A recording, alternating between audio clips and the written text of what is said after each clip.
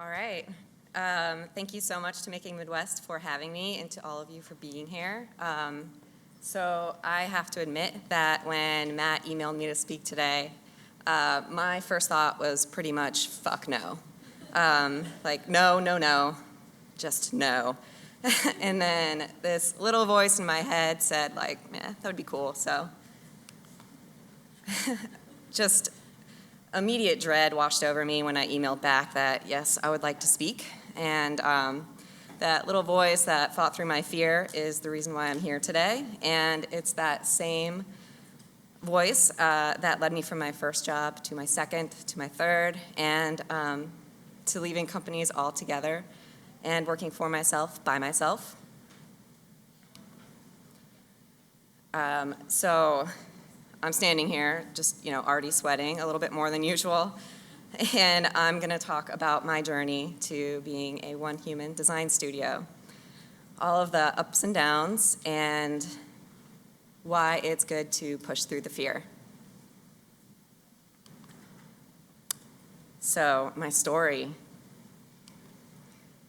This is me. Like he said, my name is Meredith. I am 36 years old, and I am a graphic designer. And I have anxiety.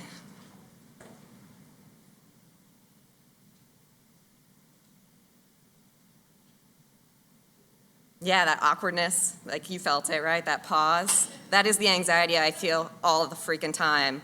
And I have had anxiety as long as I remember. Case in point, here I am in 8th grade. That's me. I think my hair is in a ponytail, but I'm just looking at everybody else super apprehensively, trying to make sure that I'm doing the right thing, which was just to look forward. And I'm also wearing a no fear t-shirt, which is just funny. But let's make this quick. I think we can fast forward through the I've always liked to draw stuff. And instead, I like to joke that I went to design school with a compact Presario. Because I did. That's my family computer. I took it to college. It had a pirated version of Photoshop 6. That is the only design program it had on it. And you better believe that I made that wallpaper all by myself. I am so smug about it, too. But bad wallpaper and all, I graduated from college with the rest of my class and landed my first job in advertising. It was a mid-sized agency. It had about 20 people, and 3 of us were graphic designers. And I don't really have any of my work from then. But it primarily used a lot of stock photos, so you can get the gist from that. And then the recession happened, and this 20-person agency became 3 people. And here I was hanging on to a job that I didn't even like, but I was afraid to start something new. And then, obviously, shocker, in 2009, it went out of business. And thankfully, I was forced to part ways with a job and leave agency life. And I think you can learn something from any job, whether it's a project or job. And here I learned that I didn't like advertising. But what I did love was branding.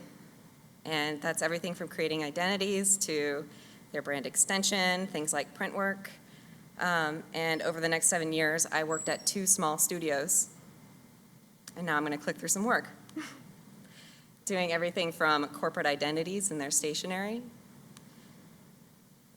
things like annual reports for foundations, and working with large nonprofits, well, small, large nonprofits, doing events like Pelotanya, and community initiatives for places like United Way.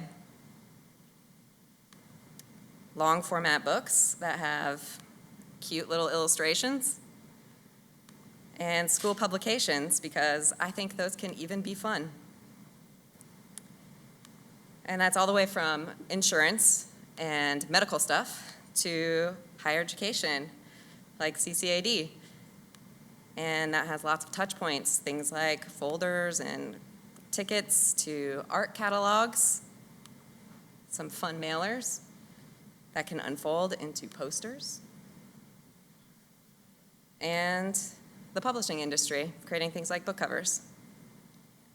So after all of that, I kind of got that itch to start something new, and I had an interview set up for another job, but my current job was super demanding, so I was ballsy and I quit the job so I could make a portfolio to apply for a new job, which is not something I generally recommend.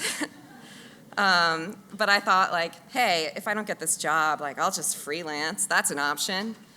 And then I spent 2 weeks making a portfolio, and they wanted it printed, so I had to print it. And 2 hours before the interview, like, I'm already dressed and ready to go, I got a call, and they canceled the interview and decided to remove the position and not hire anyone.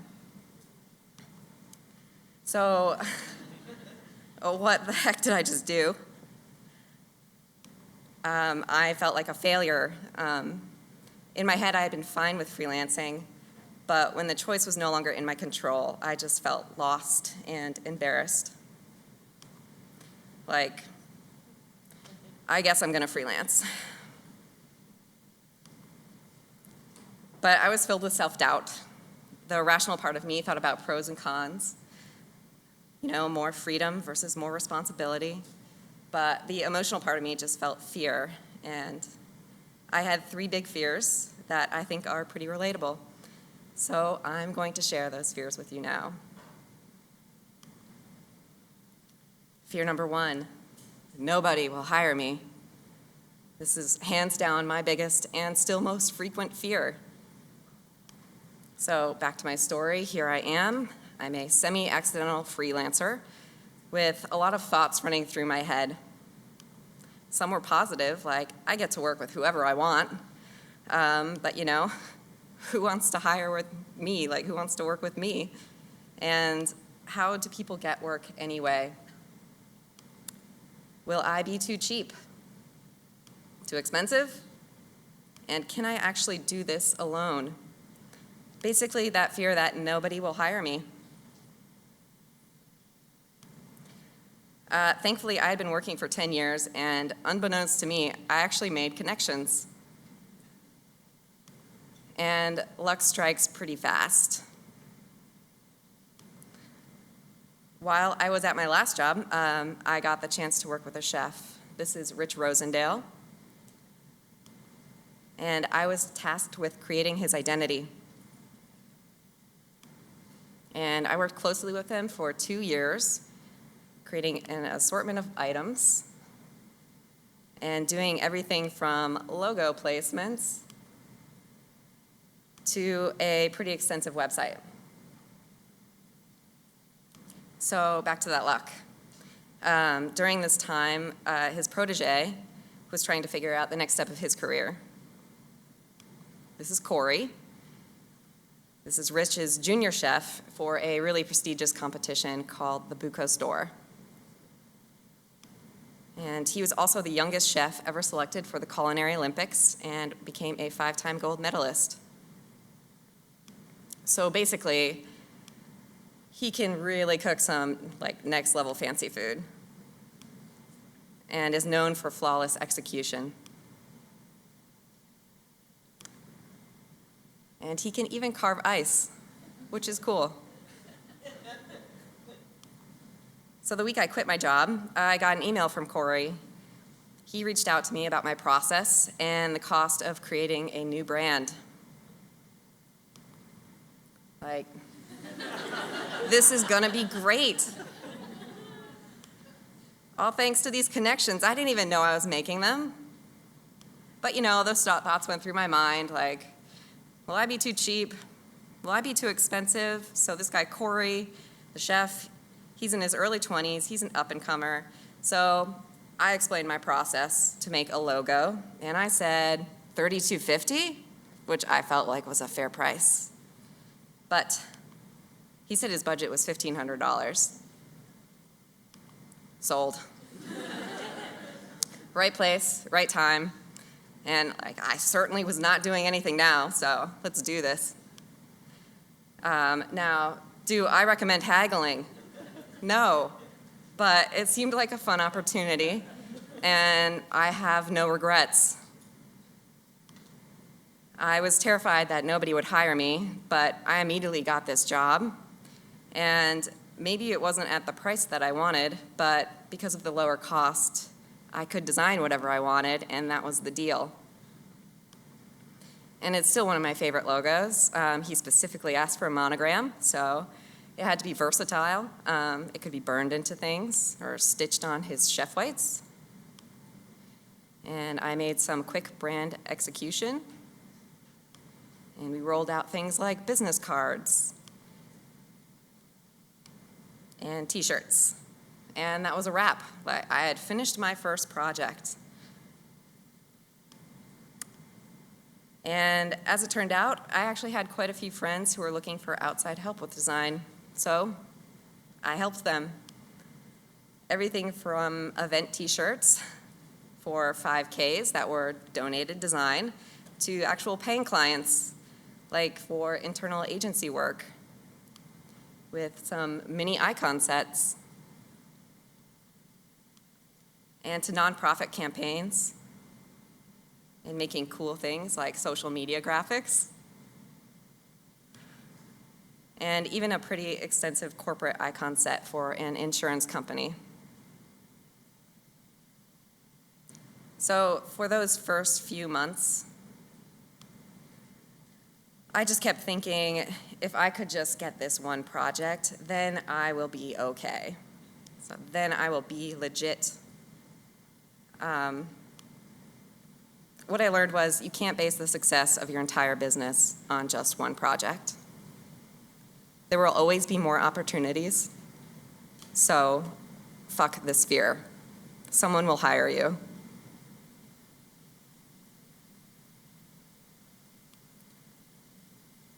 Fear number 2, I am not good enough. It is so easy to feel this way. In a time where everything is curated and you are seeing the best work from the best people all the time in your pocket, it can be hard not to compare yourself to others. And honestly, at the time, I just felt like a fraud. My friends were all very excited for me, and they were proud of me for starting on my own, but I thought, why do these people think I'm good? They must just be nice right now. I thought, everybody else is better than me. I could see their work, I know it. And I still have these thoughts, like, why am I here right now at Making Midwest? But, let's just ignore that. So back to my story. After those first few months, I was still in freelance limbo. I was not quite sure if this was a permanent thing or just a stepping stone to something new. And I definitely was not giving it my all. I was barely scraping by. My bank account looked something like this, and I was really pushing those boundaries of 24-hour forgiveness. And I was also about to get married. So I just decided to do the smart thing and just float through this limbo. You could call it a side project, but basically, I decided to spend way too much time designing our wedding invitations. My mom was not a fan of this. But my husband, Drew, is also a graphic designer, and it felt really great to feel like part of a design team again, especially during this time where I felt a little aimless and isolated. And I realized that if I was going to work alone, I needed to feel more pride in what I was doing. I needed to share work with my colleagues, make more connections with people, and it helped me really refocus. So I made a decision. I got married, and then I stole my husband's name, and I made it mine, and Studio Dixon was born. And with this, I finally felt legit. The state said I'm real, so now I am real. And I am good enough. And with this new confidence and some actual effort, I started getting more work. Branding work that I loved doing, working closely with small businesses, doing everything from their identity to their website, and even stuff for restaurants with lots of different touch points, like some fun menus, and apparel and swag, and even some neon signage. So easy, right? But yeah, every time you feel like you figured something out, it'll have those projects that will really take you down a few pegs and make you completely question everything. Case in point, I had the opportunity to work with a great restaurant group on a new spot they were opening. The restaurant is called Cosecha. The general vibe was pretty open, and here's what they said. The space will have a lot of brick. It's in the Italian Village, and the owner had a poster in his office, and he really liked the color palette, these deep reds and golds. And they will have great Mexican food, and delicious cocktails, and maybe there should be a pigeon. Or like a horse, whichever. So visually, it could go in a few directions. So I put my presentation together, and I was very excited to present. I'm going to walk through an abridged version of my deck. It went something like this. Concept 1. This was typography based. I made this custom sort of stencil logo that could be clean, or maybe it has a little bit of grit to it. Uses those reds really heavy because he liked those. And the overall brand could be really polished looking, somewhere between fun and high end. The restaurant had a higher end price point, so I feel like this was a great start. And I usually like to show a touch point or two, so I mocked up some shirts. Everybody likes shirts. And, well, he hated it. So we were off to an awesome start. Concept 2. This one featured a pigeon. It had some custom typography, and it had sort of a quirky Southwest vibe to it. Had some cactuses, and the typography had these points which kind of matched it. It's great. And the overall brand could be a system of elements, adding to the quirkiness, and how that could translate to some t-shirts. Keeping it kind of fun and lighthearted, a pigeon with a tortilla chip, some cactuses, and this concept got no reaction. To me, this is just the worst response possible. At least when they don't like something, you can get a gauge on what they're thinking. So I'm not feeling too great right now. I was freaking out. But you got to keep on keeping on. I had concept 3, and it was my final concept. A lot was riding on this concept right now. This one had more of a handmade look, and it featured a horse. So, got those. It had an authentic feeling, or at least I thought it did. And again, the overall brand could be a system of elements rather than just a logo. And a look at some shirts. You guys, he liked it. I felt so relieved. Obviously. the story's not going to be that easy. You know what happened, right? Well, he liked the center lockup from the third concept. He liked the type from the second concept. Instead of taqueria, he wanted cocina. And he liked the seal from the second concept, but instead of a taco, he was really thinking maybe a harvest stalk, like a corn stalk. And he did like the pigeon, so keep that. I left that meeting not feeling very good, and I felt a little unclear as to what to even do next. I was only hearing the bad things, all the things that he did not like about my work. But when I looked again, I saw there was still potential here. There was a lot of stuff that I liked, and I thought, I just need to make this work for them. It'll be okay. So first I tackled the harvest stock in all of its glory and added some refinement to the overall logo. And then with the client's feedback, I continued to make edits and created a flexible brand. A brand that fit the vibe in the space of the food. Something that felt chill and cozy. Menus with some fun typographic moments.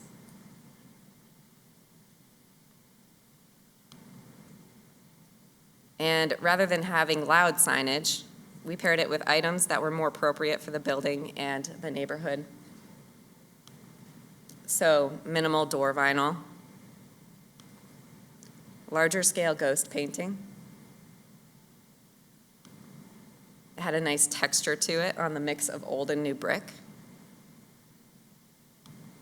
And lastly, a pinned brass pigeon marking the entrance. So, thanks to the client's feedback, I was able to refine the work, and it became much stronger than the initial concepts. When people are looking at your work, it's easy to only hear the negative things that people say. So I challenge you to hear the good. Being a solo designer, everything is always directed right at you. And criticism can really drag you down and keep you there for far too long. So you've got to block that stuff out and not take it personal. It is just graphic design. So fuck this fear. You will be good enough.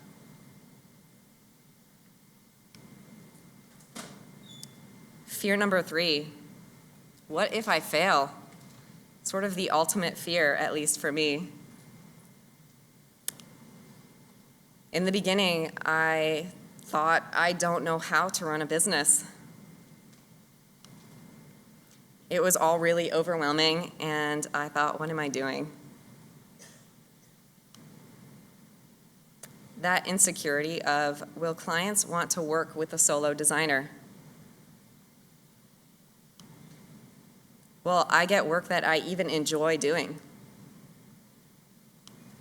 And of course, what if I don't make enough money?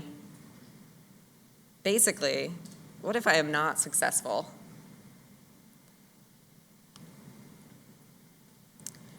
But I've learned if you're going to do it on your own, you have to be crafty. When people ask me what I do, I tell them, I am a graphic designer, of course. But I could also describe myself as a professional Googler, a full-time emailer, an invoice chaser, and an HR manager because I still need health insurance and a retirement plan. You just figure it out. And the logistics of running my business are actually pretty easy. I write my quotes in InDesign. I invoice and track time in a platform called Harvest. And I hired a really good accountant to do my taxes. And I spend a lot of time reading and writing emails. And when I'm not doing those things, I do graphic design.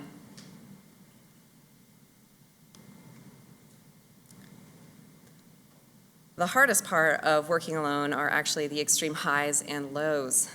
Even now, being 3 years in, both my income and schedule can vary pretty widely. Basically, sometimes I don't make very much money. It can be a real roller coaster, to say the least. This is my invoices sent by month from last year. It looks ridiculous. Those small ones just look like a few Target trips, and those large ones look incredible. But I get to create brands for great clients. Everything from rebrands for one of my favorite clients that took 3 years of asking to do, to new brands for new clients, and even brands for a client's child's bunny breeding business. And that's Black Betty and his owner.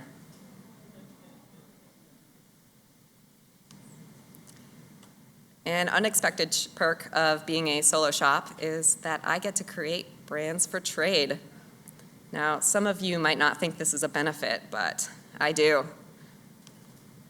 My husband and I bought a home 2 years ago, and we needed to get rid of the jungle that had grown around our house, and we were too lazy to do it. Enter landscaper who needs a brand. And what about a pair of friends, one interior designer and one architect, who are starting a line of furniture? Yep, happy to help. Will you design our bathrooms? But there are more lows, obviously. I've only taken 6 vacation days in the last 2 years, and 3 of those days were spent at design conferences.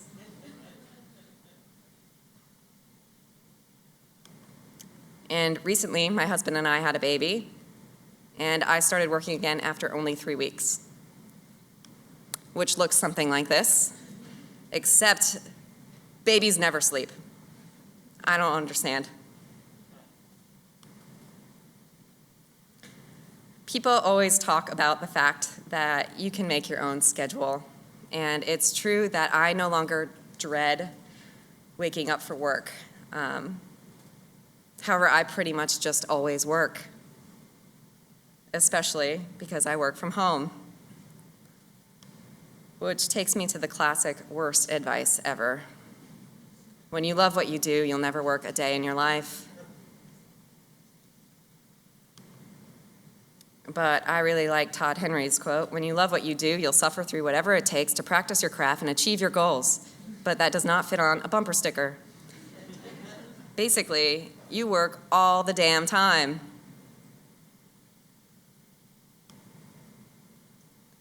So, what? Work-related fears are really never as life-threatening as they seem. Everything should not be make or break. And one person telling you no will never be the be-all, end-all of any situation. You have to be comfortable with failing because it will make you try harder. Nobody is perfect. People just don't like to document their pitfalls. So, fuck this fear. Life will go on. To wrap it up, acknowledging your fears helps you break them down. Someone will hire you. Wealth is not worth. You are good enough. Followers are not significance. And you are not a failure. My business is not me. It can be incredibly difficult to take the emotion out of it when you are a one-person business. And like me standing here today, it's easy to feel very vulnerable. I still experience fear,